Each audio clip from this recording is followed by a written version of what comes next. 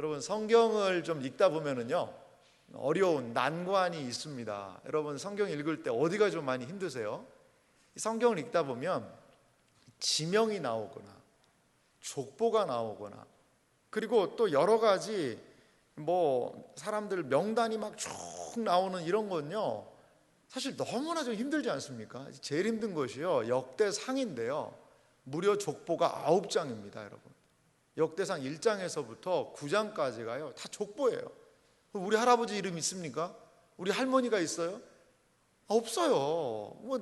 알지도 못하는 사람의 이름을 내가 왜 읽어야 하나? 근데 오늘도 여러분 조금 마음이 어려우셨을 수도 있어요. 읽어봤더니 이 사람들이 한 건 괜찮은데 누군지도 모르겠고, 1절에서부터 사실 32절까지 한번 다 읽으려고 그랬어요. 근데 다 읽으면요, 그냥 힘들어서 좀 가실 분이 몇 분 계실 것 같아가지고 제가 용기가 없어가지고 다 못 읽겠더라고요. 근데 계속해서 누가 어떤 사람이 어디를 지었고 어디를 지었고 이렇게 하는 이야기의 연속입니다. 과연 왜 성경은 우리도 알지 못하는 이런 사람들의 이야기, 알지 못하는 그러한 지명들, 이런 것들을 왜 여기에 이렇게 기록해 둔 걸까요? 오늘 그 의미에 대해서도 한번 살펴보고, 그리고 또 여러분들에게 제가 친절하지 않습니까? 그래서 예루살렘 성벽의 그 재건에 대한 요 이미지를 하나, 유인물 드렸으니까요, 유인물을 옆에는 놓고 들으시면 될 것 같습니다. 온라인으로 참여하시는 분들에게는 죄송한데 유인물이 없습니다. 그래서 가끔 가서 사진 보여드릴 테니까 그때 보시고요, 현장에 있는 유인물 참조하시면 좋겠습니다. 오늘 보니까요, 여러분, 이 느헤미야가 아주 참 여러 가지로 일들을 순서 있게 진행하는 것을 볼 수가 있어요. 여러분, 생각해 보십시오. 예루살렘 성벽의 재건이 어떻게 시작이 되었을까요? 예루살렘에서 시작된 것도 아니에요. 이 수산이라는 멀리 1500km 떨어진 그 페르시아의 이 왕궁에서부터 이 예루살렘이 재건되는 프로젝트는 시작됩니다. 이 느헤미야가 기도하고 또한 왕에게 은혜를 구하고, 그것으로 끝이 아니죠. 실제 와서 예루살렘에서 그 상황이 어떤지를 잘 살핍니다. 살피고 더 중요한 것은 무엇일까요? 혼자 안 되잖아요. 2장 내용을 보면 어제도 살펴보았습니다만 사람들을요 격려합니다. 사람들에게 함께 하자고 도전합니다. 그래서 사람들의 마음이, 그렇다면 우리 일어나자, 함께 우리 이 성벽을, 이 예루살렘을 우리가 세워나가자 라고 사람들이 일어나게 되었다는 거죠. 일련의 이런 과정들이 분명히 필요한 것 같습니다. 하나님으로부터 오는 분명한 확신, 그리고 또한 그 비전을 공동체와 나누는 일. 아직 일이 시작되지도 않았어요. 하지만 함께 공동체가 우리가 어디로 가야 할지, 무엇을 해야 할지를 함께 붙드는 과정, 이러한 과정이 필요하다는 거죠. 이제 마음이 하나가 되었고 무엇을 해야 될지를 알았어요. 그러자 예루살렘 성벽을 건축하기 시작한다는 거죠.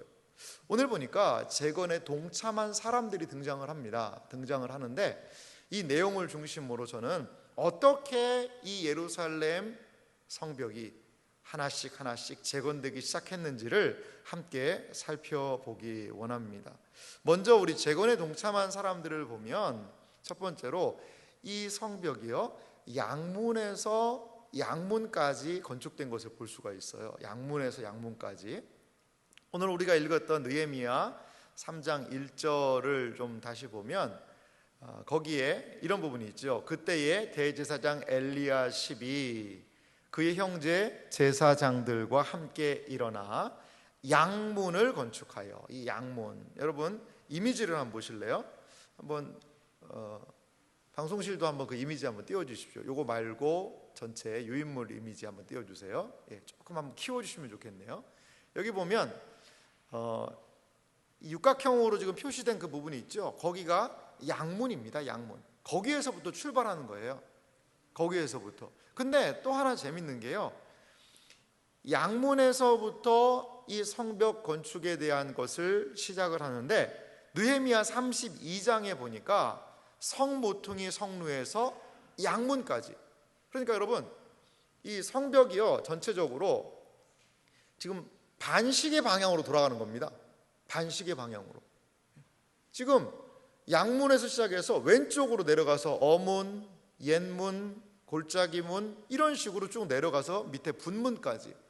그 다음에 샘문, 수문, 마문, 동문, 한미간문, 다시 양문으로. 문이요 총 10개입니다. 10개. 이렇게 쭉 한 바퀴를 반시계 방향으로 돌아가면서 오늘 느헤미야 3장이 설명을 해주고 있어요. 이게 설명을 해주고 있어요. 참 순서와 체계를 가지고 기록하고 있다는 것을 볼 수가 있습니다. 여러분 유인물도 보면은요 구간을 몇 구간으로 나눴냐면 누구는 이만큼 그 다음은 해서 뭐 조금 견해 차이는 있지만 한 45개의 구간으로 나눠서 사람들을 배치했던 것을 볼 수가 있습니다. 뭐 정확한 건 아니겠지만 이 성의 두께죠. 이 폭이 어느 정도 되냐면 한 2.7m 정도 된다고 그래요. 2.7m. 그리고 높이는요 한 2.3m 정도, 2m에서 3m 정도, 3m 정도 되고요. 성 전체의 길이가 약 한 3km 정도. 그러니까 뭐 엄청나게 큰 성은 아닙니다. 하지만 그래도 상당한 규모가 있잖아요. 여러분 3km를 성을 쌓는다고 생각해 보세요. 3km를. 제가 이제 수원에 좀 살았었는데요. 이제 수원에 화성이 있습니다. 수원의 화성은 그 둘레가 앞에 팔달산이라는 산이 있거든요. 그 산을 아예 성에다가 이렇게 포함을 시켰습니다. 왜 그러나 봤더니 성을 쌓아놓으면 산이 성 밖에 있으면 적들이 나중에 공격하는 사람들이 그 산 꼭대기에 올라가서 성을 딱 보면 어떻게 되겠어요? 정보가 다 누출이 되잖아요. 그러니까 이 성을 이 팔달산을 이렇게 아예 성으로 포함을 시켰더라고요. 그래서 팔달산에 수호장대라고 거기서 지휘부가 있습니다. 그 전체 성을 관찰하면서 할 수 있도록. 이제 수원 화성 같은 경우에 문이 4개입니다.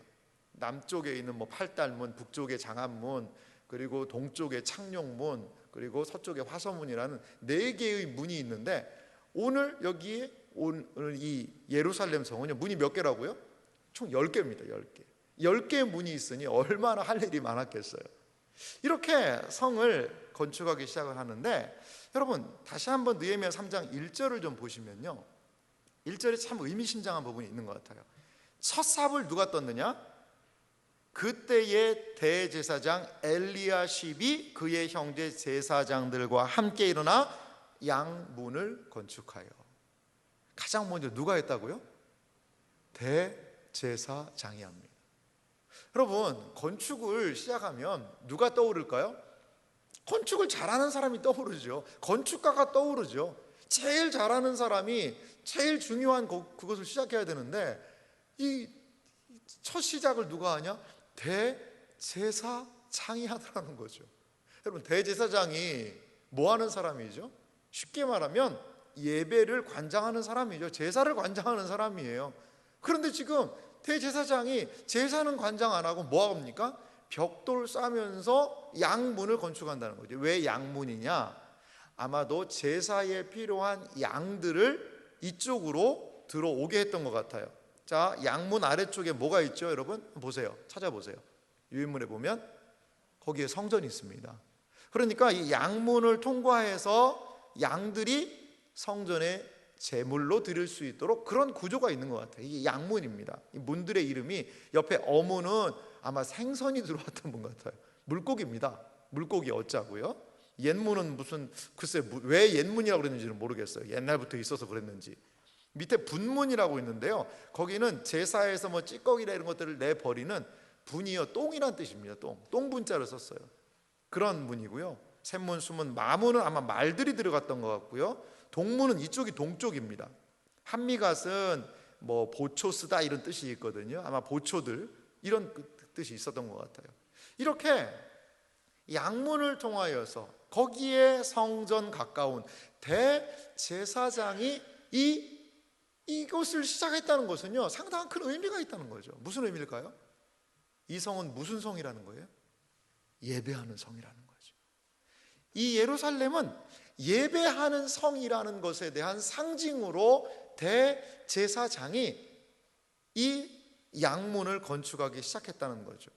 그러면 그냥 양문이 뭐 벽돌 몇 개 좀 무너진 거를 그냥 몇 개만 이렇게 얹었느냐, 그게 아니에요. 이 원문의 내용을 좀 살펴보니까 어떤 분이 그렇게 주석을 했던데, 이거 아예 허물어졌다는 거죠. 아예 무너진 곳을 새로 쌓았다. 누가? 제사장들이 말이죠. 대제사장이 중심이 되어서 이들이 이러한 성벽을 건축하는데 가장 최일선에서 시작했다는 겁니다. 또 한 사람이요, 그때 대제사장 엘리야십이라는 사람이 등장하죠.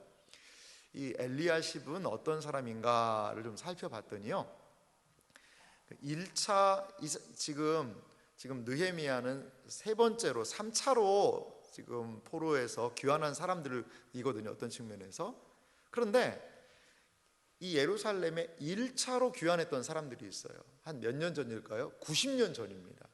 90년 전에 어떤 스룹바벨이라는 사람이 중심이 돼서 1차 귀환을 했고, 스룹바벨이 중심이 돼서 20년 후에 성전을 건축했어요. 그런데 그 성전을 건축할 때 함께 일했던 대제사장이 누구냐? 예수아라는 사람이에요. 그런데 느헤미야 뒤에 보면 예수아의 그 스룹바벨, 그러니까 70년 전에 성전을 건축했던 그 예수아 대제사장의 누가요? 손자가 누구냐? 오늘 등장한 엘리야십이에요.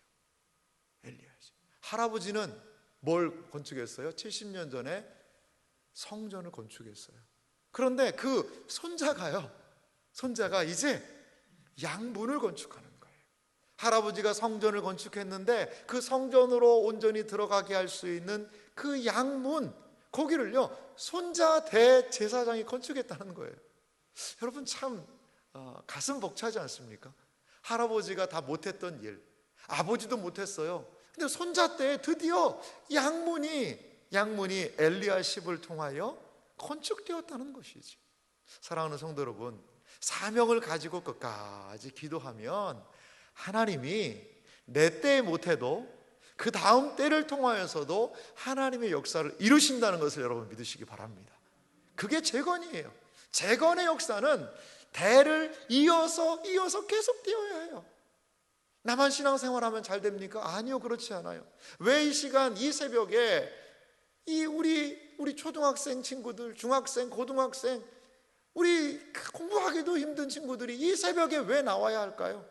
그것은 영적인 재건이, 하나님의 나라가 세워지는 일이 우리 어른들만 할 수 있는 것이 아니기 때문에 그래요. 할아버지가 지었던 성전, 그 이야기를 아버지한테 들었을 것이고, 그리고 그 할아버지의 손자가 양문을 건축하는 이러한 놀라운 은혜가 있었다라는 것이죠. 그렇습니다. 이렇게 제사장들에 의해서 가장 먼저 이 성벽이 건축되는 것을 볼 수가 있습니다. 느헤미야 3장 28절도 보면은요, 이렇게 이야기합니다. 마문 위로부터는 제사장들이 각각 자기 집과 마주대한 부분을 중수하였고, 여기 마문 한번 찾아보세요. 유인물 보면 마문이 있죠. 그 위쪽에는 누가 살았다는 거예요? 제사장들이 거기 살았다는 거죠. 성전 근처에 살았던 것 같아요. 그래서 제사장들이 이쪽 부분을 감당했던 것을 우리는 살펴볼 수 있습니다. 양문에서부터 양문까지 제사장이 시작해서 제사장의 무리들이 이렇게 성벽을 위해서 일했던 것, 그것을 우리는 살펴볼 수 있습니다. 우리의 삶에 중요한 재건의 목표가 있어요. 그것은 무엇일까요? 예루살렘 성에 재건해야 되는 목표가 있어요. 그것은 무엇일까요? 바로 하나님을 경배하는 겁니다. 성전이 있어요. 성전에서의 온전한 예배가 더 온전하기 위해서는요, 이 성벽이 보호를 해야 되거든요. 그래서 예루살렘 성 전체가 Holy City, 거룩한 성이 되어 하나님을 예배하는 거죠. 우리의 삶이 재건되고 회복되어야 합니다. 왜? 무엇 때문에? 회복해서 뭐 하려고요? 바로 하나님을 예배하기 위해서.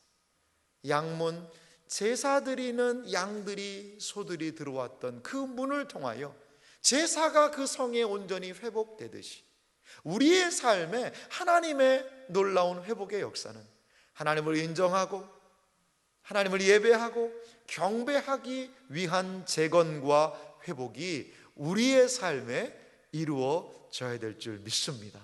하나님이 세우시는 인생, 그래서 일평생 하나님을 예배하는 우리들의 생애와 삶이 되기를 주님의 이름으로 소망합니다.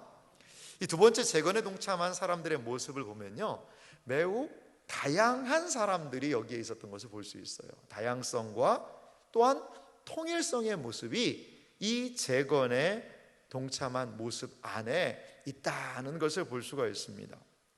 이 재건에 동참한 사람들은 매우 다양한 지역, 다양한 직업군, 다양한 출신, 다양한 사람들이 이 성벽을 건축한 것을 볼 수 있습니다. 오늘 느헤미야 3장 2절 말씀을 좀 보실래요? 그 다음은 여리고 사람들이 건축하였고, 이 사람들은요 아마 여리고에서부터 와서 일들을 했던 것 같아요. 또 그 다음은 이므리의 아들 삭굴이 건축하였으며, 이 삭굴이 어떤 사람인지는 잘 몰라요.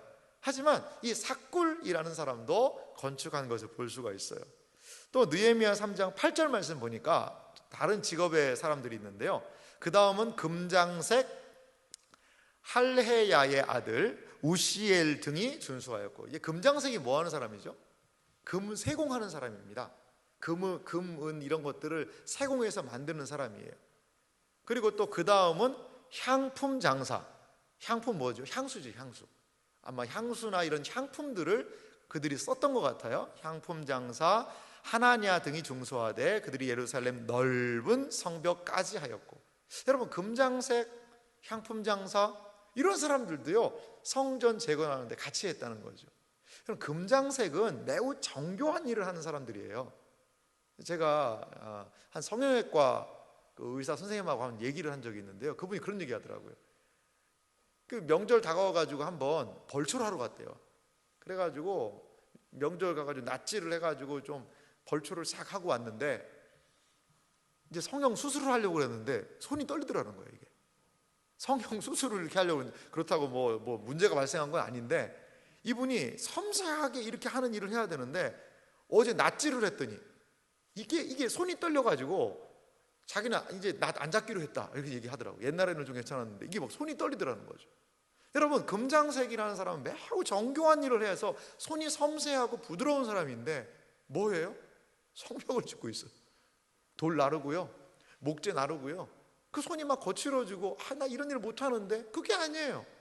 그래도 하는 거예요. 금장색이라도. 향품 장사도 하는 겁니다. 또 12절 보니까 3장 12절에 어떤 사람이 이랬냐면, 그 다음은 예루살렘 지방 절반을 다스리는 할로에스의 아들 살룸과 그의 딸들이 중수하였고, 예루살렘 지방이라는 것은 예루살렘 성이 아니라 예루살렘 그 지역 그 성 밖을 얘기하는 것 같아요. 그쪽을 뭐 하는 사람이에요? 다스리는 사람입니다. 지도자예요. 근데 이런 사람도 와서 이 일을 같이 했다는 거죠. 근데 참 놀라운 일이 있죠. 그 사람의 이 살롬이라는 사람인데 누구까지 왔어요? 그의 딸들이 중수하였다는 거죠. 딸들이. 그의 딸들까지도, 그의 딸들이 같이 아버지 따라서 왔어요. 여러분 한 지역을 다스리는 지도자라면 자기 딸들은 야 니네들은 그냥 집에 있어라 이렇게 할 수도 있겠지만, 딸들까지 데려와서요 같이 이 예루살렘 성벽을 우리가 같이 건축하자는 거죠. 여러분 참 놀랍지 않습니까? 어떤 지도자들은 나라가 망하면 그냥 막 돈 싸질머지고 해외로 도피하면서 자기 자녀들 거기에서 잘 살게 하고 하는 그런 일들도 있는데, 이 지도자는 자기 딸들도 그 연약한 손이지만 와서 예루살렘 성벽 같이 쌓자는 거지요. 그래요. 이렇게 다양한 사람들이 예루살렘 성벽을 쌓는 일에 다양한 모습으로 다양한 직업군에 지금 동참하고 있는 것 상당히 감동적이에요. 그런데 또 이런 사람들도 있었어요. 느헤미야 3장 5절 말씀 보니까요, 이 부분은 좀 같이 한번 읽어볼까요? 우리 다음 세대 친구들도 같이 한번 읽습니다. 그 다음은 드고와 사람들이 중수하였으나 그 귀족들은 그들의 주인들의 공사를 분담하지 아니하였으며. 아멘. 여기 보면 그 다음은 이런 장면이 많이 나오는데 참 이것도 복된 말인 것 같아요. 끊어지지를 않아요. 그 다음은 드고아 사람들이 중수했는데 그 귀족들은, 이 드고아라는 지역에 사는 사람들이 있는데 예루살렘에서 좀 떨어진 사람들인데 거기서 왔나 봐요. 그런데 그 드고아라는 지역에 누구는 참석을 안 했다고 그래요? 귀족들은 그들의 주인들의 공사를 분담하지 않았다. 그러니까 그 귀족들은요, 우리는 참석하지 않겠다라고 거부하는 사람들도 있었다는 거예요. 모든 사람이 100% 다 참여하지는 않았어요. 보니까 이렇게 어떻게 보면 이들은 느헤미야에 대해서 반대적인 입장을 취했을 수도 있을 것 같아요. 그래서 우리는 못한다 라고 했을 수도 있어요. 그런데 그 드고아의 귀족들은 참석 안 했지만 드고아의 사람들은 참석했다는 거죠. 뒤에 보면요, 이 드고아 사람들이요, 이 한 부분만 한 것이 아니라 뒤에 보면 한 부분을 더 합니다. 그만큼 중요한 일들을 했다는 거죠. 반대하는 사람들이 있어도 할 수밖에 없는 상황들. 반대가 있어요. 어려움이 있어요. 한두 사람 반대한다고요, 포기해서는 또 안 되는 것 같아요. 야, 드고아 귀족들이 안 한단다, 이거 우리 다 못한다, 그거 아니죠. 설득하고 설득할 수 있는 데까지 해야죠. 하지만 드고아의 귀족들은 안 했지만 드고아의 사람들은 또 하잖아요. 그러면서 이 성을 다양한 사람들이, 다양한 의견이 있지만 그 모든 의견들을 함께 이루어 가고 있는 것을 볼 수가 있습니다. 여러분, 성을 쌓는 일을 한번 생각해 보세요. 한 군데는 잘 쌓았는데 한 군데는 안 쌓으면 그게 성이 의미가 있습니까? 적들은 어디로 와요? 높은 성벽, 견고한 성벽으로는 안 갑니다. 무너진 쪽으로 들어오게 되어 있거든요. 성의 의미는 전체를 다 완벽하게 만들어 놔야 그것이 성입니다. 한 곳이라도 허물어져 있으면 성의 구실을 할 수가 없어요. 다양한 사람들이 이 성을 건축을 했지만 또 하나 우리가 분명히 알 수 있는 것은 이들이 전체가 하나가 되었다는 거죠. 어떻게 이들은 하나가 될 수 있었을까요? 어제 살펴보았던 느헤미야, 저는 2장 18절 말씀이 생각이 나요. 또 그들에게 하나님의 선한 손이 나를 도우신 일과 왕이 내게 이른 말씀을 전하였더니 그들의 말이 일어나 건축하자 하고 모두 힘을 내어 이 선한 일을 하려 하매. 이들의 마음을 하나로 묶어준 것이 있었습니다. 그것은 바로 느헤미야의 말, 하나님의 말씀이었다는 거죠. 하나님의 선한 손이 도우셨다. 그리고 하나님의 놀라운 역사로 아닥사스다 왕의 마음이 움직였다. 그들의 말이, 그 말을 듣고 난 다음에 일어나 건축하자. 이들의 마음을 하나로 묶어줬던 것은 다양한 직업, 다양한 출신, 다양한 사람들이 하나로 모아서 할 수 있었던 가장 중요한 것은 무엇입니까? 하나님의 말씀으로 이들이 하나가 되었다는 겁니다. 여러분, 저는 이 느헤미야 3장을 전체적으로 읽으면서 교회가 많이 생각이 났어요. 교회도 그런 것 아닌가요? 교회에는 얼마나 많은 다양한 사람들이 있습니까? 다양한 직업, 다양한 출신, 다양한 직업, 다양한 연령대, 또한 다양한 여러 가지 상황들, 그리고 우리가 각자 생각하는 것도 많이 다르지 않습니까? 어떤 사람들은 이렇게 생각하고 어떤 사람들은 이렇게 생각하고, 좋아하는 기호도 다르고 정치적인 그러한 견해도 다르고 다 달라요. 그런데 하나님이요, 우리를 이렇게 하나로, 한 교회로 모아주셨어요. 자, 이제부터 우리 교회는 50대에서부터 10년 그 사람들만 모입니다. 그렇게 하지 않잖아요. 우리는 남자들만 모입니다. 우리 직업 있는 이런 사람들만 모입니다. 아니요, 그렇지 않아요. 모두가 다 하나로 살아가고 있는 것이 교회의 모습입니다. 교회의 모습이에요. 오늘 느헤미야 3장의 예루살렘 성벽 재건의 모습은 교회의 모습을 보여주고 있습니다. 이것이 교회라는 거죠. 교회가 그렇다면 어떻게 다양한 속에서 하나가 될 수 있을까요? 우리는 어떻게 하나가 될 수 있을까요? 어떻게 한 마음이 될 수 있을까요? 참 쉽지 않은 일이에요. 예수님은 이렇게 얘기하셨어요. 아버지와 내가 하나이듯이 저들도 하나가 되게 하여 주옵소서. 이렇게 예수님 기도하시거든요. 그 하나란 뭘까요? 하나란 뭘까요? 바로 진리 안에서의 하나라는 거예요.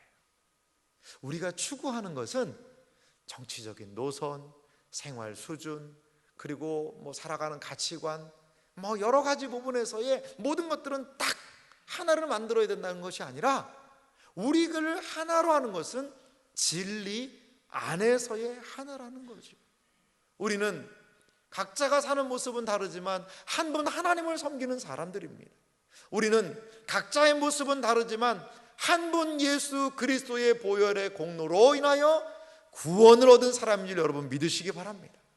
이것이 바로 우리를 하나로 묶어주는, 교회를 하나로 묶어주는 가장 견고한 토대라는 것이죠. 진리로 하나가 되기를 간절히 소망합니다. 진리로 하나 되어야 우리에게 주어진 각자의 역할들을 거기에서 감당할 수 있는 거예요.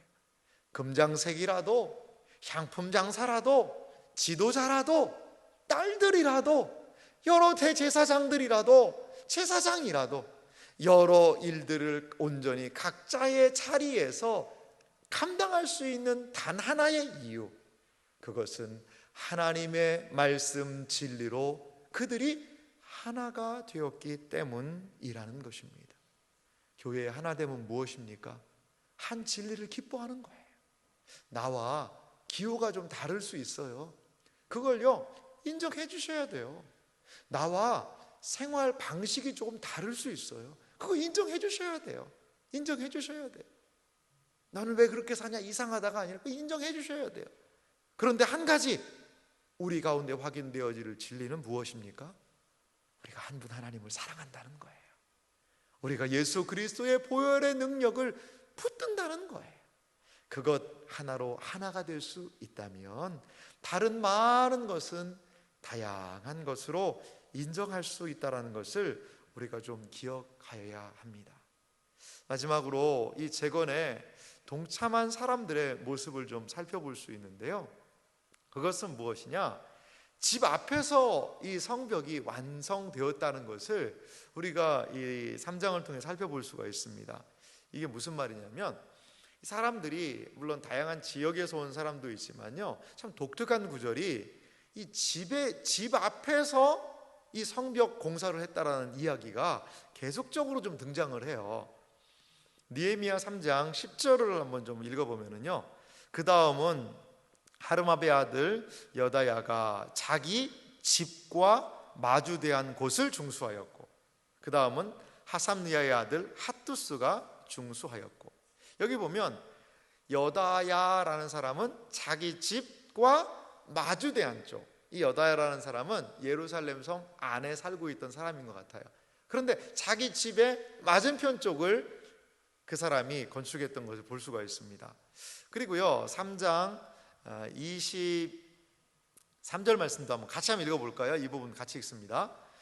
그 다음은 베냐민과 합습이 자기 집 맞은편 부분을 중수하였고, 그 다음은 아나냐의 손자 마아세야의 아들 아사랴가 자기 집에서 가까운 부분을 중수하였고. 아멘.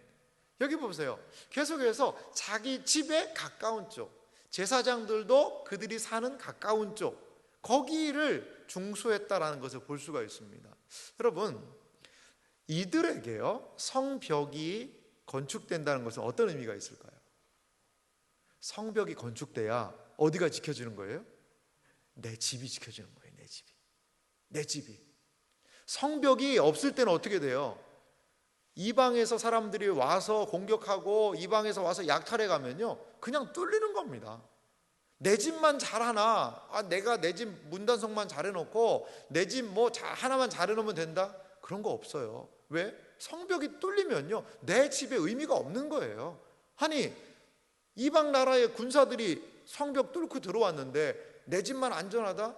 집 다 부서지고 불탑니다. 그러는 거예요. 그러니까 지금 이들에게는요 집 앞에 성벽을 건축하는 사람들을 생각해 보세요.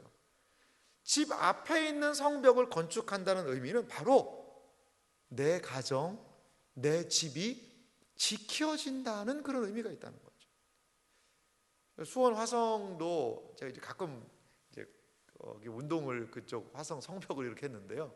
성벽 바로 아래쪽에 이 주택가들이 있습니다. 주택가들이 참 독특하죠.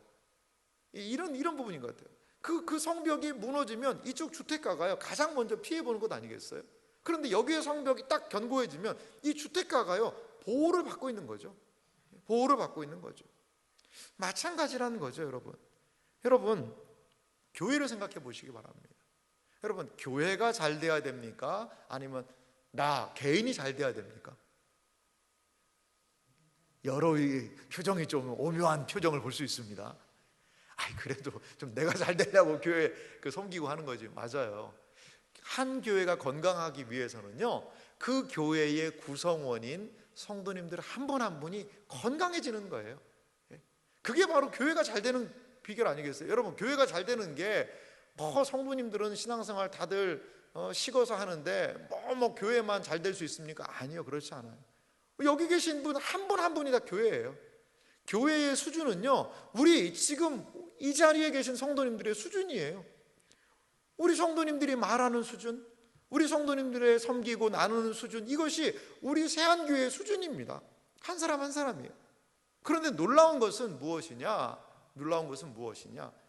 이렇게 개인적으로 우리가 몸된 교회를 위해서 섬기고 봉사하고 교회를 세워나갈 때 그 개인들에게 주시는 하나님의 은혜가 더 커진다는 거예요. 교회가 세워지고 교회가 온전히 서고 교회가 더욱더 은혜가 넘치고 교회가 여러분 견고하고 평안할 때를 보세요. 그러면요, 나도 평안하거든요. 내 가정도 평안하거든요. 내 가정에 비록 문제가 있다 하더라도 교회가 은혜가 있으면 그 은혜의 힘으로 감당할 수 있는 거예요. 우리 신앙의 선배들이 했던 이야기가 있어요. 그것은 무엇이냐? 교회 중심으로 살자. 교회 중심으로 살자고 그랬어요. 교회가 중심이 되어서 교회를 세우고 교회를 온전히 일으키기 위하여서 우리 신앙의 믿음의 선배들이 많이 수고했다는 거죠. 그런데 교회만 세우면 뭐하냐? 교회만 세운다고 다냐? 라고 생각할 수 있는데, 교회가 세워지니까, 교회가 평안하고 교회에 은혜가 있으니까 그 평안과 은혜가 교회를 구성하고 있는 모든 사람들에게 그 은혜가 미치더라는 거죠. 그렇습니다. 예루살렘 성벽이 재건되고 세워지니까 내 집이 보호받는 거예요. 내 집 앞에 있는 것들을 튼튼하고 견고하게. 여러분, 내 집 앞은요, 그래도 좀 비질도 하고 노력하려고 하잖아요. 멀리 어디 가서가 아니라 내 집 앞을 싼다는 건요, 또 큰 자부심과 긍지와 의지가 있지 않겠어요? 그거 볼 때마다, 야, 저 성벽 내가 쌌어. 정말 내가 튼튼하게 쌌어. 야, 다른 데는 무너져도 아마 내가 싼데 저기는 안 무너질 거야. 그런 자긍심이 이들에게 분명히 있지 않았을까요? 그렇습니다. 사랑하는 성도 여러분, 교회와 가정, 교회와 개인 결코 분리되지 않아요. 교회가 힘들고 어려운데 나는 평안하고 좋다, 여러분, 그러지 않아요. 그러지 않아요. 교회가 하나님 안에 든든히 서나가는 일을 위해 기도하시기 바랍니다. 섬겨 나갈 때 그 교회의 아름다운 은혜가 우리 모든 교회를 구성하는 분들에게 임하게 될 줄 믿습니다. 교회와 신자는 그래서 공동 운명체예요. 함께 가는 거예요. 우리가 섬기고 의지하는 이 복된 교회가 주님 안에서 더욱더 견고히 세워지는 그러한 은혜가 있기를 간절히 소망합니다. 에베소서 2장 20절과 22절 보니까 오늘 말씀과 이 말씀이 저는 너무나도 많이 연결이 되는 것 같아요. 한번 천천히 이 말씀을 읽으면서 이 성벽을 쌓았던 이 사람들, 또 이 교회에 대한 이야기인데요, 함께 좀 같이 생각해 보도록 하겠습니다. 에베소서 2장 20절 말씀 읽습니다. 너희는 사도들과 선지자들의 터 위에 세우심을 입은 자라. 그리스도 예수께서 친히 모퉁이 돌이 되셨느니라. 아멘. 사도들과 선지자들의 터 위에 이렇게 건축되는 그런 이미지가 있어요. 우리가 새 옷임을 입은 사람들이라는 거죠. 21절 읽습니다. 그 안에서 건물마다 서로 연결하여 주 안에서 성전이 되어 가고, 건물마다 서로 연결해서요, 그 다음 같이 서로 연결해서 커다란 성전이 되어 간다라고 이야기합니다. 22절도 읽습니다. 너희도 성령 안에서 하나님이 거하실 초소가 되기 위하여 그리스도 예수 안에서 함께 지어져 가느니라. 아멘. 이것이 신자의 삶이에요. 이것이 교회의 모습입니다. 예수 안에서 함께 지어져 가는 우리에게 맡겨진 일들은 다 다를 수 있어요. 다양할 수 있어요. 하지만 하나님이 맡겨주신 그 자리에서 하나님의 놀라운 일들을 넉넉하게 감당하며 사는 것, 이것이 주의 몸된 교회 아닐까요? 제가 얼마 전에 영화를 하나 봤어요. 그 영화가 한산이라는 영화였거든요. 이순신 장군 영화였어요. 근데 거기에 제가 참 감동적인 한 부분이 있더라고요. 뭐냐면, 여러분, 한산대첩에서 이순신 장군이 썼던 전법이 뭐였죠? 하객진이었죠. 하객진. 항날개처럼 이렇게. 그러니까 일본 배들이 이렇게 올 때 우리 조선 수군이 이런 모양으로 해서 가두어서요, 마치 성을 쌓는 것처럼 딱 쌓아가지고요, 집중 포화를 한 겁니다. 집중 포화를 한 거예요. 그래서 이 한 배라도 빠지면 어떻게 될까요? 구멍이 생기는 거거든요. 거기로 뚫어서 나가면요, 뒤에서 공격당하니까 어려움이 있어요. 근데 이렇게 하객진을 하는데, 그 이순신 장군이요, 그 밤에 누구를 어디에 배치할까 그걸 고민을 합니다. 고민을 해요. 그러면서 그 하객진 진영을 구축하면서, 이 사람이 여기를 맡으면 할 수 있을 거야. 자기의 의견과 좀 반대되는 사람도 있었거든요. 근데 중요한 위치를 맡겨요. 이 사람에게 여기를 맡겨야 되겠다. 그러면서 누구 어떤 배 하면서 하객진을 완성했고, 임진왜란 3대 대첩 중에 하나인 한산대첩, 그 놀라운 혁혁한 전쟁에서의 승리가 거기에서 경험되더라는 거죠. 사랑하는 성도 여러분, 교회의 승리, 교회가 세상을 이기고 하나님의 뜻을 감당하고 교회가 이 세상에서 하나님의 놀라운 뜻을 펼치기 위해서 한 사람이 할 수 없어요. 혼자 안 돼요. 몇몇 사람들, 우리 장로님들, 권사님들 몇 분이 할 수 없는 거예요. 주의 몸된 교회를 온전히 세워나가는 것은 마치 한 사람이 그 세워진 자리에서, 하나님이 맡겨주신 그 자리에서 아주 작은 일이라 하더라도 그 일들을 하나하나 감당해 나아갈 때, 거기에서 합력하여 선을 이루는 하나님의 놀라운 은혜의 역사가 일어나게 될 줄 믿습니다. 이것이 바로 우리가 재건되는 길이에요. 교회가 온전히 세워질 때 거기에 속한 믿음의 사람들 또한 재건되고 회복되어지는 은혜의 역사를 경험하게 될 줄 믿습니다. 함께 지어져가는 주님의 교회, 이것이 바로 우리가 꿈꾸는 교회의 모습 아닐까요?